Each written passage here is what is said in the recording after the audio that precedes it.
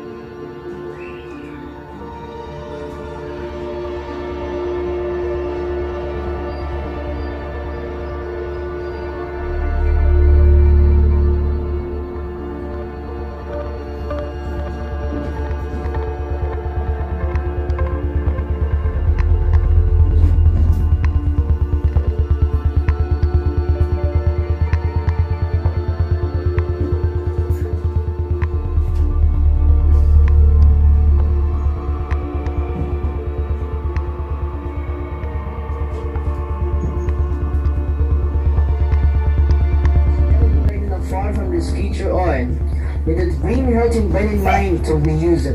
In the name of God the Father Almighty. Secondary lang po. Ang pinaka-importante, dahan-dahan babaguhin ka niya.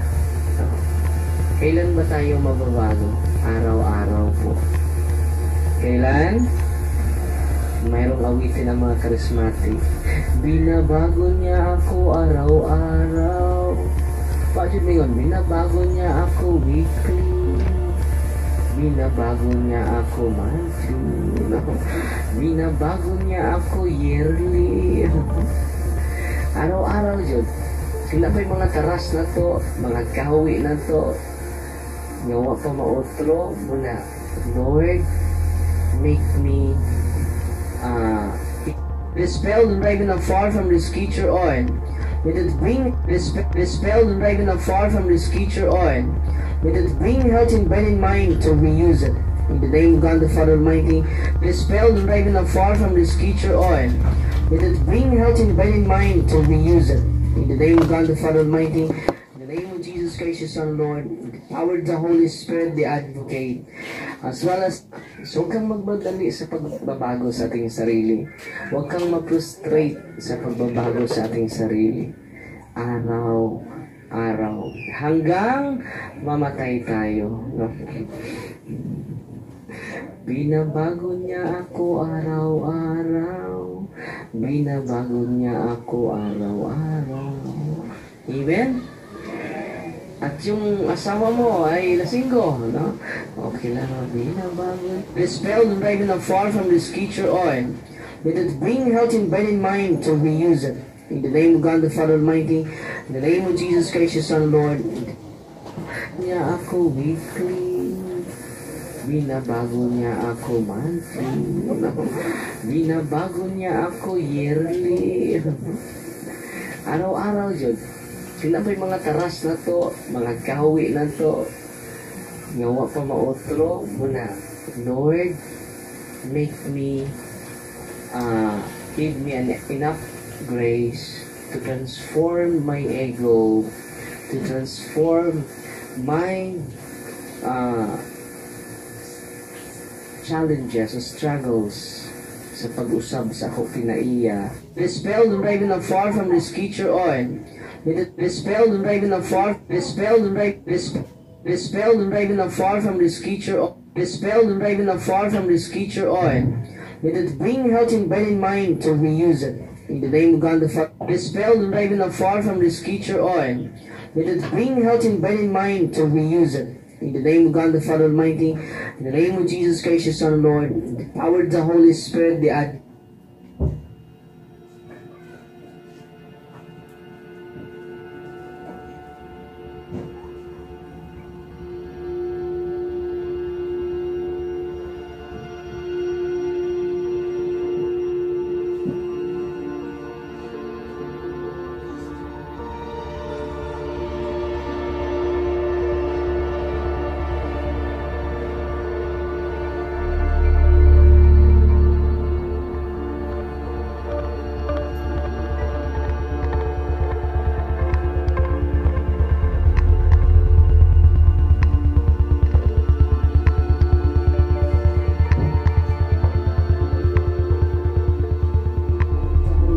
the advocate.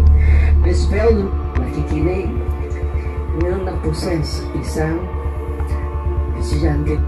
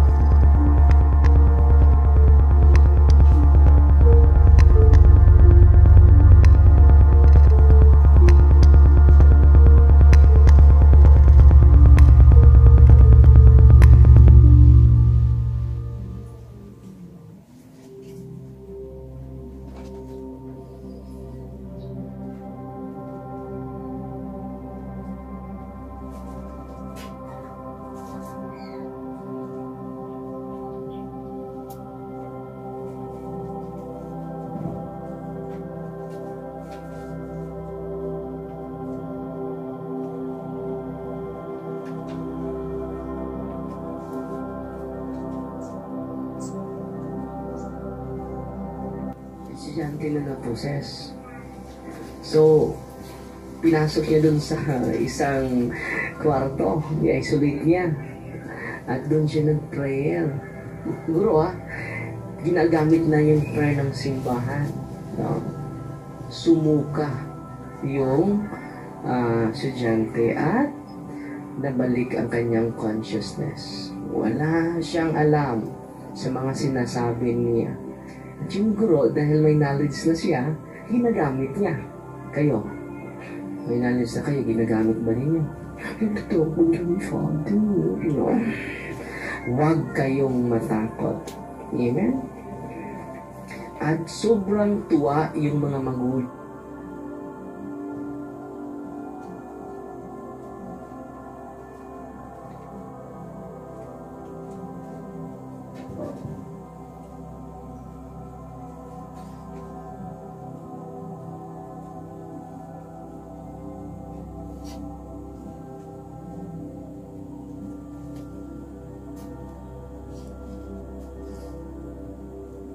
Yung mga magulang ng estudyante. Pumunta sila sa eskwelahan. At sobrang saya nila at nagpapasalamat sila sa guro. Ma'am, salamat ma'am. Ang galing mo ma'am. Napalayas mo yung demonyo ma'am. Kailan ka naging albularyo ma'am? Pagkamalang albularyo yung guro, father, nagpagkamalan.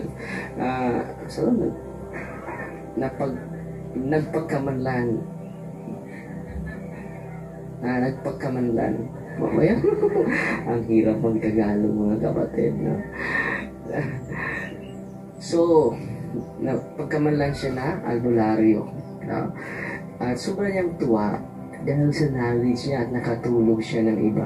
Hindi po albularyo si mama, kundi may ginagamit lang niya yung kaalaman niya. So, yung kaalaman niya ay nag-increase yung faith niya. Hindi na siya natatakot. Dispel the dragon afar from this creature oil. Let it bring health in body and mind to reuse it. In the name of God the Father Almighty, in the name of Jesus Christ, your Son, Lord, dispel the dragon afar from this creature oil. Let it bring health in body and mind to reuse it. In the name of God the Father Almighty, in the name of Jesus Christ, your Son, Lord, empower the Holy Spirit, the Advocate, as well as in the law of the same Jesus Christ, our Lord, who is coming to judge both the living and the dead, and to dispel the dragon afar from this creature oil. Let it bring health in body and mind to reuse it. In the name of God the Father Almighty, in the name of Jesus Christ, your Son, Lord, empower the Holy Spirit, the Advocate, as well as in the law of the same Jesus Christ, our Lord, who is coming to judge both the living and the dead, and the world by far. Lord God Almighty, before dispel the dragon afar from this creature oil, let it bring health in body and mind to reuse it. In the name of God the Father Almighty, in the name of Jesus Christ, your Son, Lord, empower the Holy Spirit, the Advocate, as well as in the law of the same Jesus Christ, our Lord, who is coming to judge both the living and the dead, and the world by.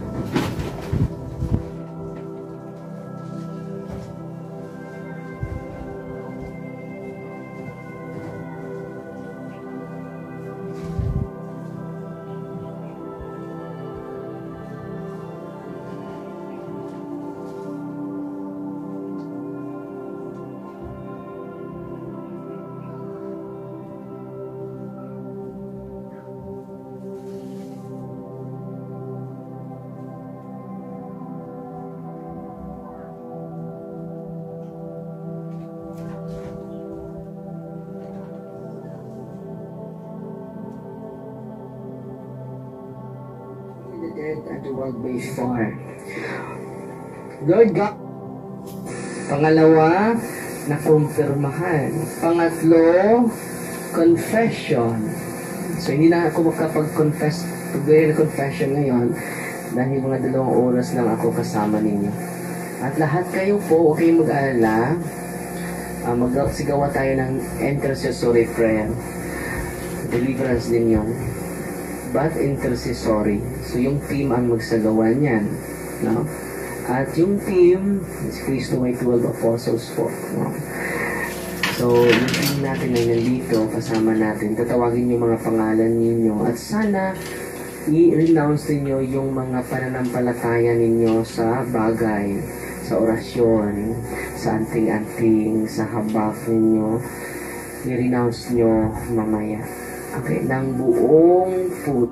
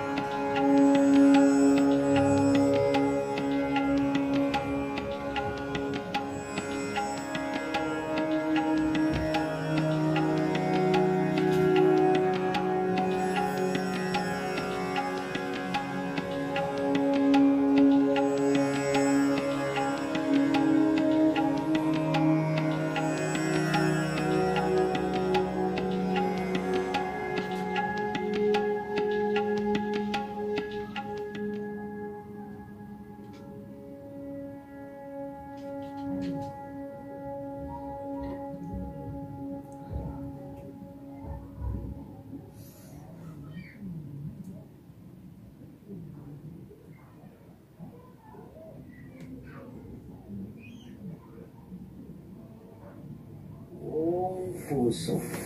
Okay? Daming gagaling sa aming karanasan.